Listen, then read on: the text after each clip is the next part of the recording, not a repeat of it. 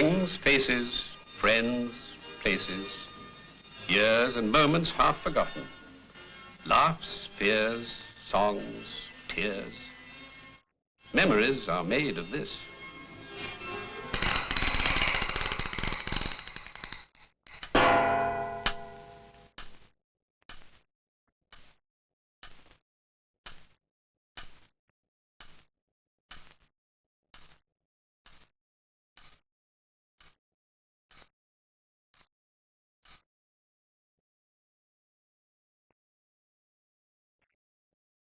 I remember a time when they took samples of many of the things of our everyday life. Money, newspapers, movies, hairbrushes, and what you will, and buried them down in the earth for the future to find. They thought, you see, that when the balloon did go up, there mightn't be anybody left to tell about money, newspapers, movies, or hairbrushes. Rather fitting for 1938, because wasn't that the year of Wind-Up Week?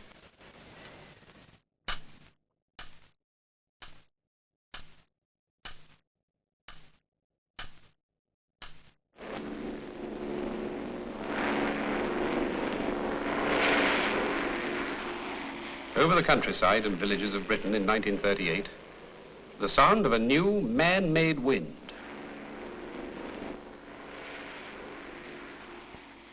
A wind set up by a slim shape, the very first of the few. A man named Mitchell, who designed that shape, was dying. But his work was done. The Spitfire had flown. A moment too soon, because already things, even names, were taking on new and sinister meanings. It was that name, unfamiliar to many, that made King George VI cut short his holiday and return to Buckingham Palace. It was the crisis born of that name that made the British Prime Minister, Neville Chamberlain, take his first flight in an aeroplane to Germany. The German Chancellor, because the situation seems to me to be one in which discussion between him and me may have useful consequences. My policy has always been to try to ensure peace, and the Führer's ready acceptance of my suggestion encourages me to hope that my visit to him will not be without result.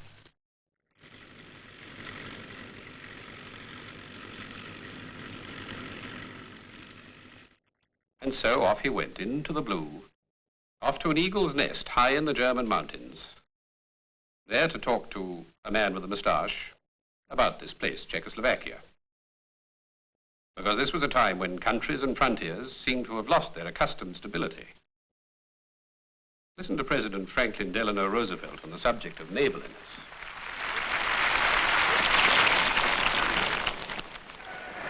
In spite of the determination of this nation for peace, it has become clear that acts and policies of nations in other parts of the world have far-reaching effects not only upon their immediate neighbors, but also on us. Resolute in our determination to respect the rights of others and to command respect for the rights of ourselves, we must keep ourselves adequately strong in national defense. Only a few months before, as planes had soared over Vienna, the barriers along Austria's frontiers had been raised to allow German troops to march in and take over. In one brief swoop, Austria had been incorporated into the Reich. Well, just as Hitler said, well, the Austrians are Germans. Well, sort of Germans anyway. And as the new Austrian Nazi government rubber-stamped the Anschluss, the world did its best to accept the situation with a good grace. After all, Hitler is making a real contribution to international peace, isn't he? Well, I mean, well, look at those youth movements and rallies and such. Well, they really give the younger generation something to hang on to, don't they? All hail to our British brothers and sisters. Welcome to the new Germany. And in Britain, you sat in the park, listened to the band playing Beethoven and Wagner, and concluded that the crisis was a lot of nonsense. A bit tricky, we know. Hitler wanting to take the Sudetenland away from the Czechs and give it to Germany. Oh, but it'll be sorted out. Such things always are. So forget it, dear, and relax. Go buy yourself an ice cream or a new hat. Or, I know, better still, go and watch that wedding at St. Margaret's. They tell me the royal family is going to be there.